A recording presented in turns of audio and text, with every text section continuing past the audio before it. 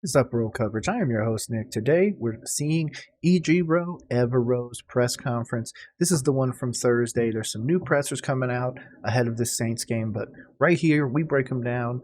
Make sure to subscribe to us on our socials below, but let's jump right into it. Hey, I thought it was all over.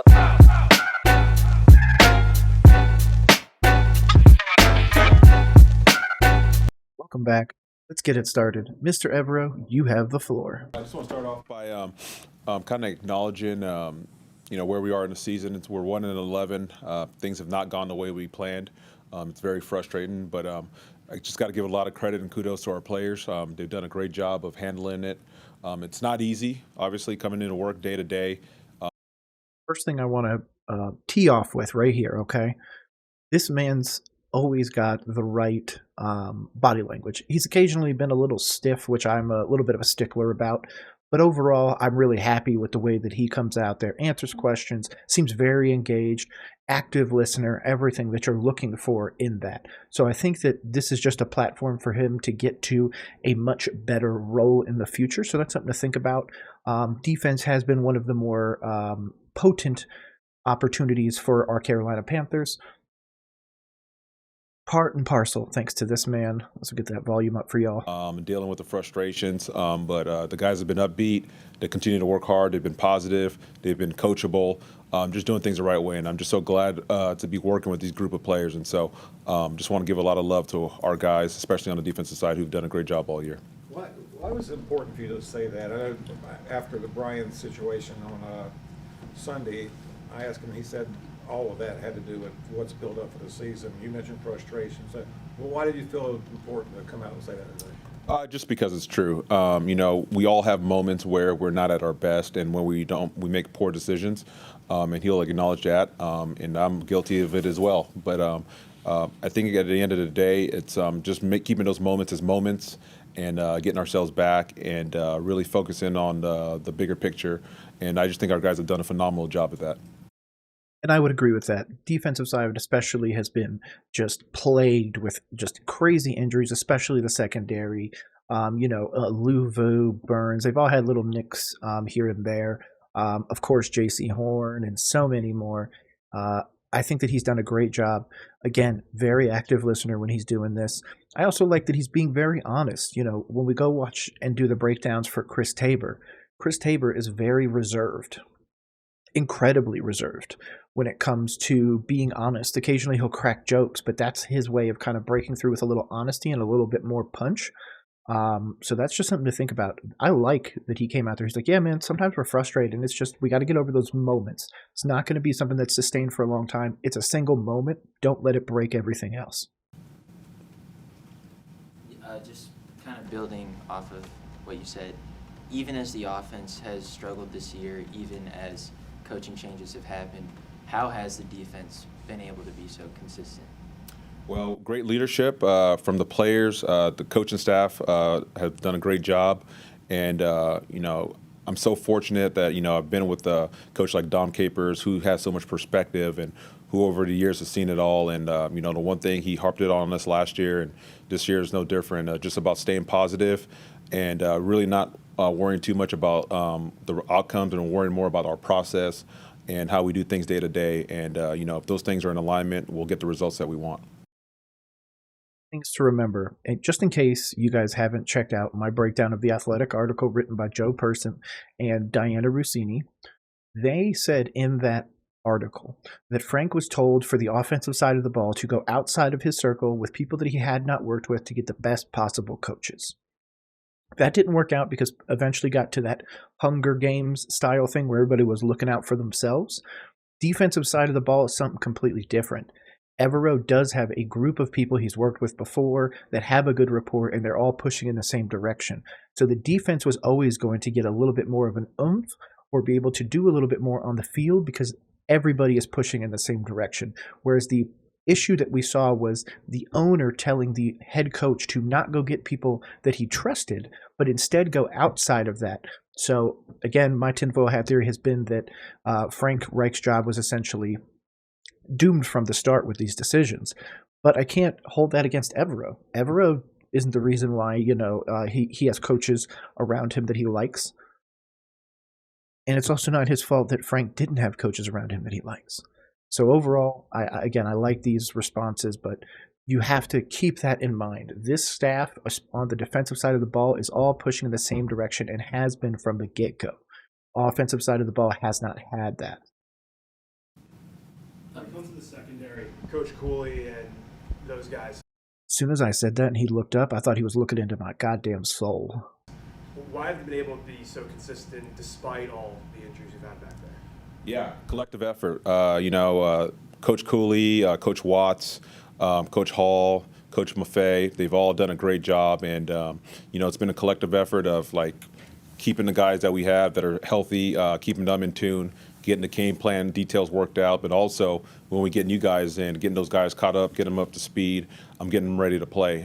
So it's been a heck of a job by all of those guys just working through it all. You see Coach Hall with those guys, and he's a rookie coach in the NFL, period. What have you seen from him that might make him, have a larger role down the road? Well, he's a rookie coach, but he's has a lot of experience, and I think you get to a certain part of your career as a player, you have just as much expertise as the coaches, and that's what you see. Obviously there's some things that he's going to continue to grow at and get better at, but he really knows the game. He knows how to communicate. He's passionate. He has all the right stuff to be a good coach. You guys have gotten more work out of Wormley the last couple of weeks. I mean, for a guy to come in mid-season, what have you seen from him? Again, I'm going to keep stopping. I'm going to keep telling you guys this. Active listener right there. Listening to what they're saying. Really trying to give the best possible answer. I really, really like this. Normally coaches just kind of stare off, or they'll be like, and then they'll do the Tabor thing of just cracking a joke. He seems to be very, very involved. And when we do finally earn a smile from this man's got $1 million smile. So Is he in a spot where he can potentially do more? Oh yeah, absolutely. He's done a great job, and he came in, but he's played in this system before, and he has a lot of experience in the league. He understands football. So as soon as he was healthy and ready to go, we weren't too worried about the transition. We knew as soon as he was ready, he would be able to play and play effectively right away. How are you preparing for the potential of having either Carr or Winston as quarterback? Yeah, no, it's a challenge. They're both high-level players. They both have things that that are really, really good at. Their skill sets are a little bit different, and so. But the one thing we know is that even though that they're different players and they have different strengths, the one thing is that the offense is going to stay consistent, and so we're more preparing for what the Saints do offensively than anything else. I think it's also the fact that most of the time when somebody goes into concussion protocol, which is what Carr is currently in, they're normally not returning for the same week. So I think it's a pretty safe bet that they're going to be playing Jameis Winston. On top of that, he has a 0-2 record against the Panthers when playing. So that's something really interesting as well. I'm very excited about this game. I think the defense is going to have a real opportunity to step up, and the offense is going to have the same, especially if the injuries maintain where they are. Yes, we'll be missing some people as well because our injuries have been a little tough. But I actually did a breakdown of some of the Saints' most recent conference calls and interviews, with more on the way. I've expanded the channel out to doing all of our division. Panthers, Bucks, Falcons, Saints. Obviously, we played the Bucks last week. We play the Saints this week. It's real interesting, but it's been great getting some insight into the other teams and what they're looking at as well. Of course, the Panthers have people that do that, but I think it's interesting as fans to be a little bit more aware of what other teams are saying heading into games. So moving forwards, I'll be doing that and covering it for the Panthers, especially. Whoever we're playing, I'm going to dive into their press conferences as well and see how they're game planning for our Carolina Panthers. So, What were your words for Brian after the game Sunday, and advice on how he handled those moving forward? Yeah, just so you guys know, in case you didn't watch the game, he was ejected from the game, which is what this is in reference to. Excuse me. Sorry, coffee and raisins for breakfast isn't the greatest thing. So, but yeah, that's what he's referencing. He's referencing the minor altercation. Burns obviously just lost his cool, which is fine. It happens to everybody. It's just unfortunate that it's happening to him in this year where he's already having a less than stellar, performance on the field every week. Obviously, in a year when he wants to get paid and all that other stuff, I think we'll probably end up franchise tagging him, which will be unfortunate because we should have already gotten the deal done, but that's something completely separate. Take it away, Mr. Evero. I keep interrupting you. We can't do anything to hurt the team. So, he'll acknowledge it. He'll be the first one to acknowledge it. And, like I said earlier, we all have moments that we wished we could redo. But I am very positive that and confident that moving forward, he's going to handle things the right way. Jeremy's been getting back into the action here. Obviously, earlier in the season, he saw a big droppage in his usage. Do you feel like that'll change as he gets back to being more healthy again, or is it just going to be week to week? Yeah, he'll definitely. Jeremy's a weapon. We got to utilize him. We got to get him in the game. And so as we work through it, he'll definitely be a big part of what we do. Ejiro, you guys have worked to improve, the defense as far as the run defense as far as yards per carry. You brought that down a lot, but you're still ranked very high on the list as far as explosive runs against the defense. How have you guys? Shout out to whoever does the Panthers audio video. I still don't even know what the whole department's called. I swear one day I'll get to meet one of y'all. Man, I wish you guys could make it so we could actually hear the reporters better. There's some times where you guys are on it. There's other times like now where it's a little tough and it's really, really hard to understand what they're saying. I hope that gets fixed in the future. I think it could really help out the fan base understand what the reporters are asking and why, rather than having to read it in transcripts afterwards or in some random clip. So work through that to kind of get it up to where the passing defense is? Yeah, no, it's a challenge. We've definitely covered a lot of ground, and we've improved. We're not where we want to be in the run game or in the pass game, so that's always our goal each week. How can we improve? How can we get better? Again, that offensive thing, I'm not going to touch too much on it or really at all. Offensive coaches were built by a bunch of amalgamation of people who never worked together. Defense is a bunch of guys that work together. Everybody pushing in the same direction. The offensive side of the ball is where the Hunger Games mentality came into, so that's part of the problem. And then you mitigate that between what you need to do against each individual opponent to make sure that you have a successful weekend. But yeah, it's definitely a work in progress. I know you got games left, but would you like to be considered for the head coaching job after the season? I'm not too worried about that, honestly. There's too much. There's not enough time to focus in on what I'm doing right now. So I'm trying to just beat the Saints. That's it. See, that's the right response. That's the response you would want from a future head coach. He smiled in it. That's the point. That's a future head coach right there, man. That is a dude that's going to do it. It might not be next year with the Carolina Panthers. It might be with another team, but regardless, this man will succeed at head coach as long as he continues to put people that think like him around him. That's part of the thing. David Tepper or anybody about that? I have not. J.C. Horner was back last week, was on a bit of a pitch count, but what does he bring to this defense? What can he add? Well, we believe a lot in his ability. We think he's a high-end talent at that corner position, and as he continues to get his legs back underneath him, we know that he's going to be a big part of what we do. Derek Brown is quietly having a career season. What have you seen from him recently? Well, not just recently, the whole year, he's been a force. He's a dominant run player. He plays with great effort. It's been really, really cool to see how he's progressed in terms of his football understanding and knowledge. He's a leader in the locker room. And just even in our meetings, he's detailed, he's focused, he's taking everything in, he's asking good questions. And when he gets on the field, he plays hard. That's the best thing about him. It's like the way he plays exemplifies the way we want to play as a defense. He runs to the ball. He plays with great effort. He doesn't take any plays off. And for a man that's 340 pounds or so, whatever he is, it's pretty impressive what he can do and the stamina he plays with. JC was on a snap. Couldn't agree more. Couldn't agree more. Couldn't agree more. Not even going to say anything. Agreed. Last week, do you anticipate? You said JC? Yes. Yeah. Will he be on? I anticipate he'll get more work. Y'all said that already, but will he be full go this week or still limited? So just in case you guys don't know, JC was on a pitch count last week. And for full transparency, I love his style of corner. In your face, man coverage. I love it. He came from South Carolina. I was super excited we got him. I did think Surtain was the better of them, but I like the more physical man-to-man corner, so that's why I was completely okay with Horn.